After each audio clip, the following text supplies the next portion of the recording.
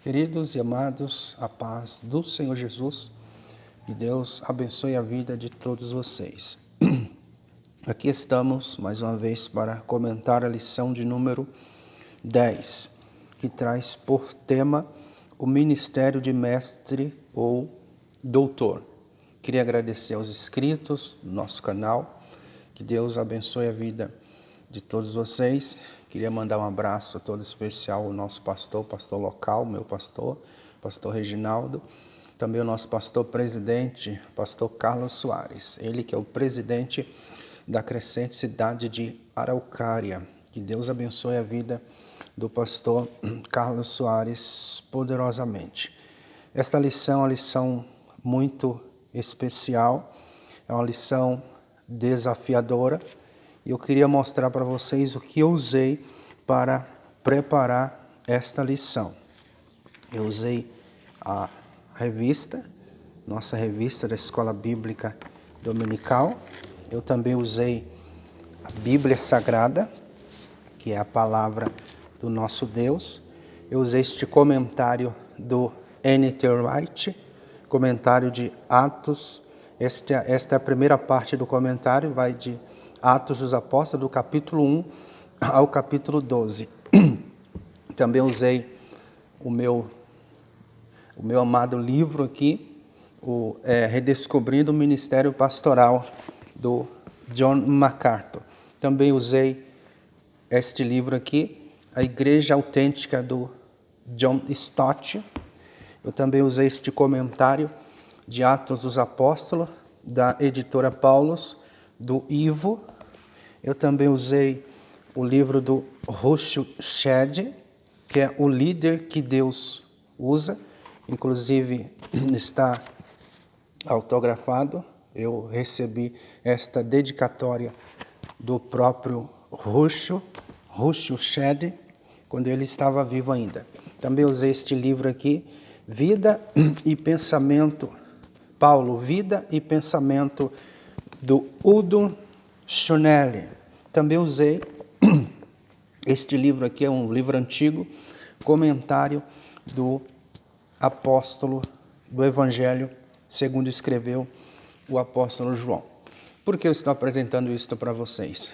Porque se você está assistindo esta aula, obviamente você é um professor de escola bíblica dominical. Então você, como professor de escola bíblica dominical, precisa apresentar aos seus alunos cada vez mais conteúdos. Tá? A Igreja Evangélica Assembleia de Deus é a maior igreja pentecostal do Brasil, mas está carente mais do que nunca de ensinadores, de mestres e doutores. Que Deus possa te abençoar poderosamente. Busque sempre o conhecimento da palavra de Deus. Por graça de Deus, eu sou formado em teologia pela Faculdade Cristã de Curitiba, a quem eu tenho um enorme respeito pelos mestres e doutores que ali estão. Já aproveito a oportunidade para mandar um abraço todo especial aos professores da Faculdade Cristã de Curitiba. Sem delongas, vamos ao ensino da palavra de Deus. Nossa lição é a lição de número 10, dia 6 de junho de 2021. O ministério de mestre ou doutor. O texto áureo diz assim: de modo que, tendo diferentes dons, segundo a graça que nos é dada, sem ensinar que haja dedicação ao ensino. Verdade prática diz-nos assim: os vocacionados por Deus para o ministério de ensino são por ele chamados para edificar a igreja de Cristo.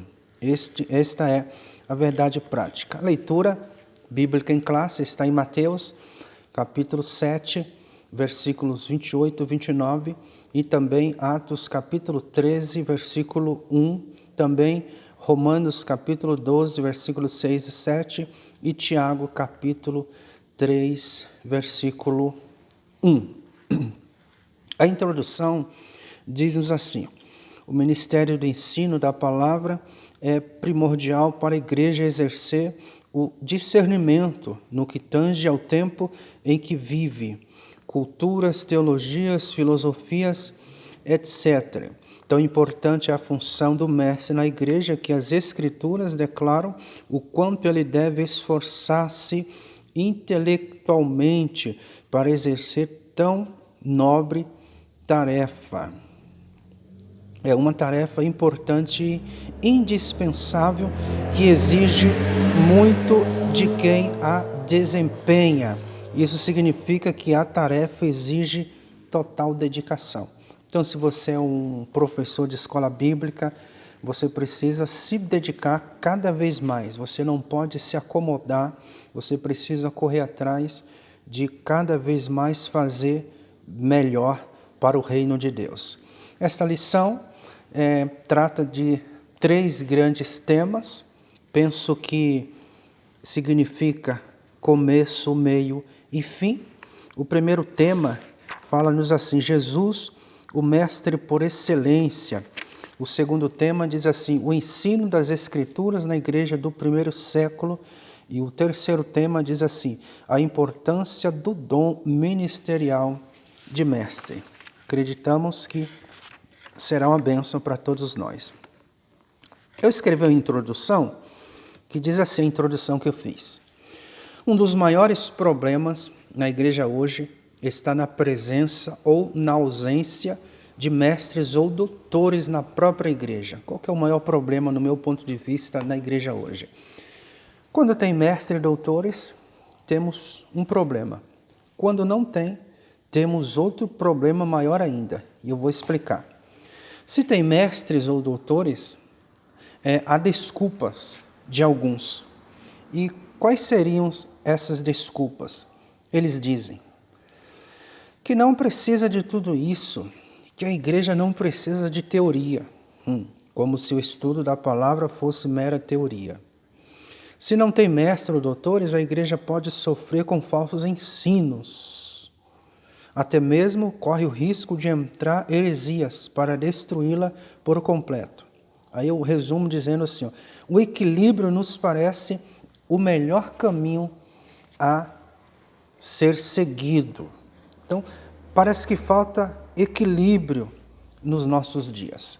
Há uma crítica muito pesada sobre aqueles que dedicam na palavra de Deus, sobre aqueles que procuram viver a essência da palavra de Deus. Há uma crítica muito grande daqueles que não aceitam o ensinamento detalhado, não aceitam o momento de reflexão, e eles gostam de muito barulhos, gostam muito de oba-oba, e eles não se curvam ao ensinamento da palavra de Deus. Vamos para o tópico 1. Lembramos-nos que o tópico 1 ele tem um início, ele inicia em Cristo. Por quê? Porque Jesus é o principal. Jesus é o carro-chefe. Jesus é aquele que é tudo em todos. Então, Jesus tem que estar presente. Ele tem que se fazer presente em tudo, principalmente no que diz respeito ao ensinamento da palavra de Deus. Jesus, o mestre por excelência. Então, tudo começa a partir de Jesus. O comentarista fala assim: doutor incomparável, percorria Jesus toda a Galileia, ensinando nas sinagogas e pregando o evangelho. Eu queria comentar isso aqui com vocês daqui a pouco. Ensino e pregação.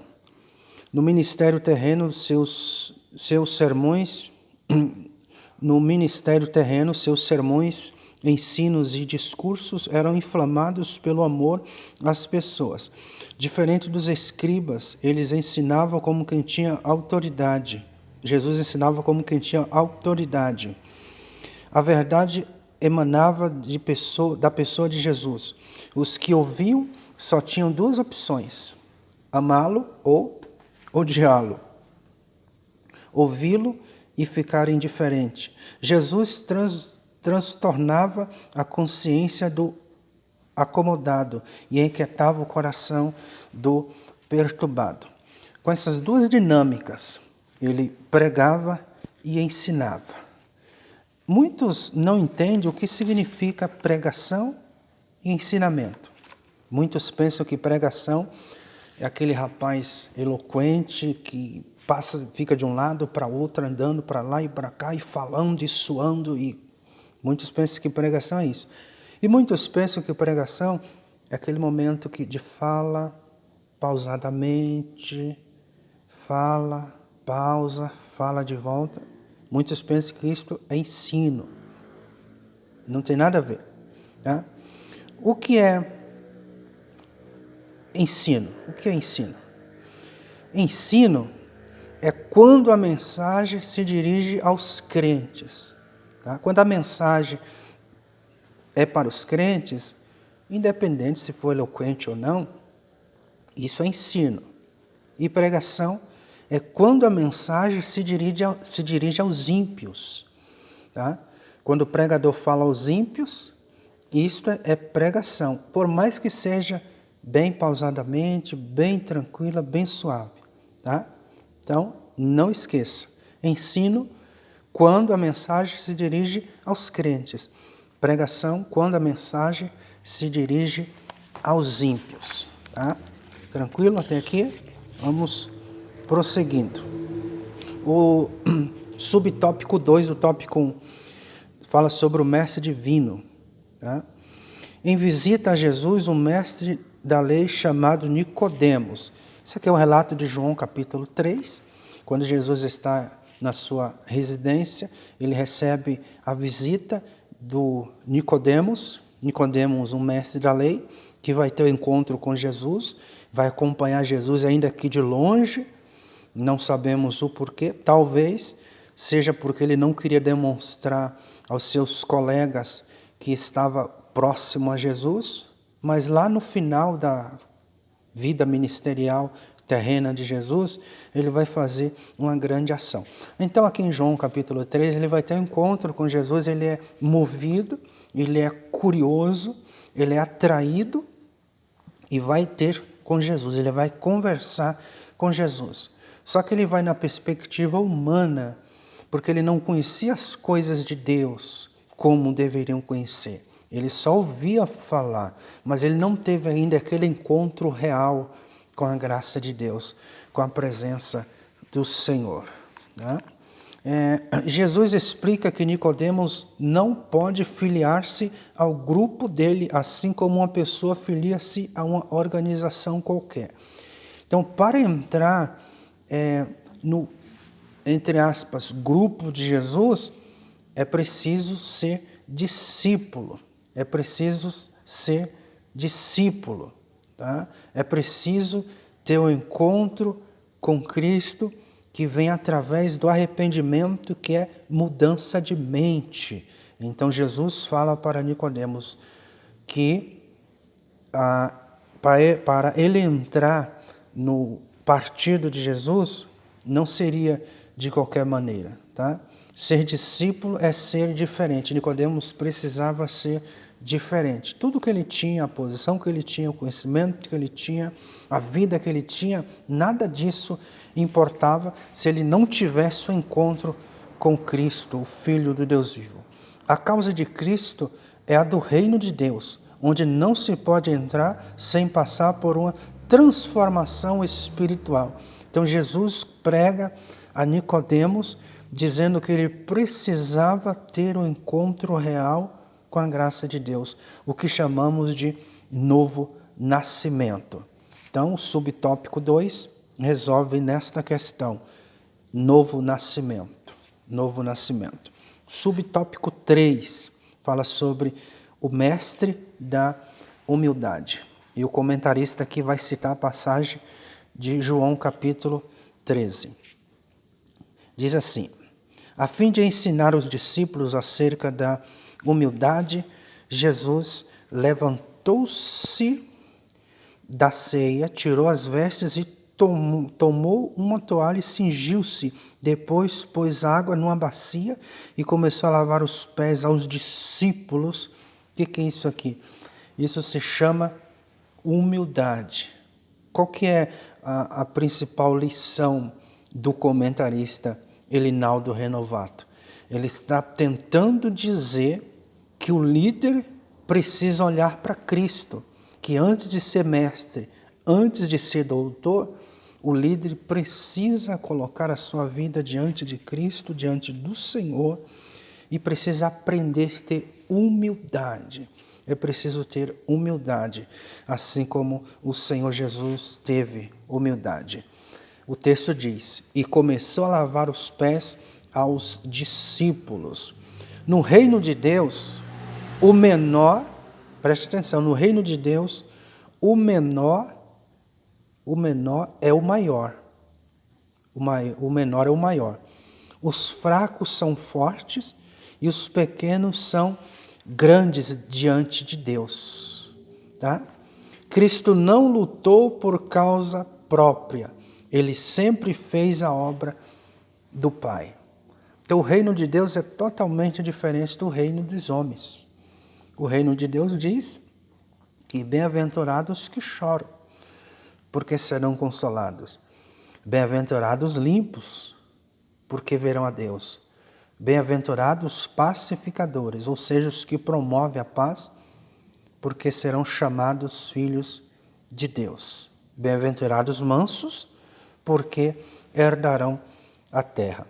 O exemplo de Cristo deve ser, primeiro, seguido, segundo, ensinado e terceiro, obedecido. Essas três vertentes. Então eu preciso seguir o exemplo de Cristo, eu preciso ensinar e eu preciso obedecer. Tá? Ele é humilde. Se o Senhor e Mestre deixou de lado sua posição de dignidade e honra para servir humildemente, qual servo que poderá recusar-se a tomar a mesma atitude? Paulo fala sobre isso aos Filipenses capítulo 2, que o Senhor Jesus deixou a sua glória, deixou o seu poder, a sua grandeza, e João disse que ele tomou a forma de homem, habitou entre nós, diz o apóstolo, e vimos a sua glória como a glória do unigênito do Pai. Ele fez-se humilde para dar exemplo aos cristãos. Ele é humilde, o Senhor é humilde. Passamos então para o tópico de número 2, que fala sobre o ensino das Escrituras na igreja do primeiro século. Qual que é a ideia aqui do pastor Elinaldo Renovato? É trazer alguma coisa da igreja do primeiro século. Primeiro o pastor Elinaldo Renovato fala sobre Jesus, agora ele traça o segmento dos ensinos de Jesus para a igreja primitiva. Então o olhar agora do tópico 2 é um olhar para a igreja primitiva, que tinha na sua liderança Pedro, Tiago e João, que eram os principais líderes da igreja em Jerusalém. Então o pastor Elinaldo Renovato nos chama a atenção para entendermos o que estava acontecendo, ou um pouquinho do que estava acontecendo na igreja primitiva, a igreja do primeiro século. O subtópico 1 do tópico 2 fala assim, uma ordem de Jesus. Uma ordem de Jesus. Antes de ascender aos céus, de modo solene, Jesus determinou aos seus discípulos que ensinassem todas as nações, a guardar todas as coisas que ele tinha ordenado. O livro de Atos registra a obediência dos primeiros apóstolos no cuidado de cumprir a determinação de Jesus. Então, no livro de Atos, a gente vê o ensinamento de Jesus sendo reproduzido para os apóstolos. Os apóstolos ensinam o que ouviu de Jesus. Tá? Eles ouvem de Jesus e passam a ensinar. Eu vou ficar com a última frase aqui do subtópico 1. Lá no final diz assim, ó, pois o preparo para o ensino passa pela capacidade de aprender para posteriormente ensinar. Tá? O que a gente vê nos últimos dias? A gente vê que muitas pessoas querem ensinar sem sentar para ouvir. Tem muitas pessoas que querem ser doutores, mas não querem passar pelo